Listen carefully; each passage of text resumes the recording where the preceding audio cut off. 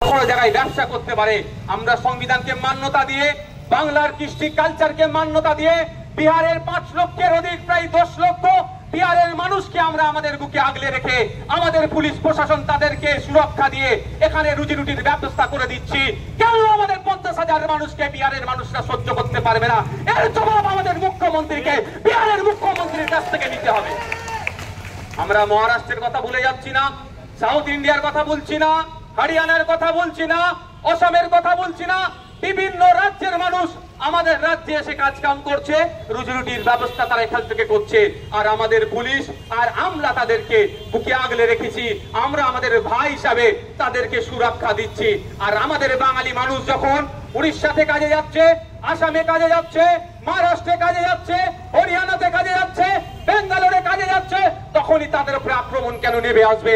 এর জবাব আমরা আমাদের রাজ্যের মুখ্যমন্ত্রীর কাছ থেকে নেব, এই জবাব আমরা দেশের প্রধানমন্ত্রীর কাছ থেকে নেব। আগামী দিনে আমাদের রাজ্যের মুখ্যমন্ত্রী, দেশের প্রধানমন্ত্রী যদি এই জবাব দিতে ব্যর্থ হয়, এর পরের পদক্ষেপ যেমন আমরা শ্রম দপ্তরের সামনে অবস্থান বিক্ষোভ করছি, আমরা কয়েকটা দিন দেখবো, এর পরের পদক্ষেপ আমাদের গভর্নর হাউসের দিকে যাব। গভর্নর হাউসে গিয়ে রাষ্ট্রপতির প্রতিনিধিকে আমরা জানিয়ে আসবো আমাদের বাঙালিদের উপরে অত্যাচার বন্ধ করতে হবে। প্রস্তুত আছেন তো নাকি? এটা তো অল্প সংখ্যক মানুষকে নিয়ে করেছি আমরা, অল্প সংখ্যক। এর আগে আমি বিধানসভার মধ্যে বলেছি, অপদার্থ সরকার, এটা সরকার না, এটা সার্কাস চলছে ভাই। এটা সরকার চলছে না, সার্কাস চলছে।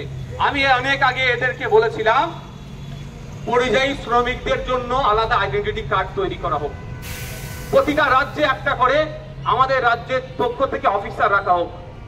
আর আজকে আমাদের যে ডিমান্ড আছে, একটা নতুন ইনক্লুড হয়েছে, 24x7 একটা টোল ফ্রি নাম্বার করা হোক। কোন পরিযায়ী শ্রমিক ভারতবর্ষের যে কোনো প্রান্তে, পশ্চিমবাংলার শ্রমিক যদি আক্রান্ত হয় বা কোনো সমস্যার সম্মুখীন হয়, ওই টোল ফ্রি নাম্বারে ফোন করবে, সাথে সাথে সমাধান কিভাবে করা যায় অফিসাররা সেটা নেবে। এই প্রস্তাব আমাদের আজকে আছে। শ্রমজীবী মানুষের জন্য প্রস্তাব আমরা রাখছি, আমাদের মাইগ্রেন্ট লেবারদের জন্য আমরা প্রস্তাব রাখছি। এখন দেখার বিষয় সরকার কি করবে, সরকার কতটা সদর্থক ভূমিকা নাই। আমি আস্তে আস্তে একটা স্লোগান শুনছিলাম, মুখস্থ করতে পারেনি, কিন্তু খেলা মেলা করে কোটি কোটি টাকা উড়িয়ে দিল, কিন্তু কলকারখানা পশ্চিমবাংলায় করতে পারেনি।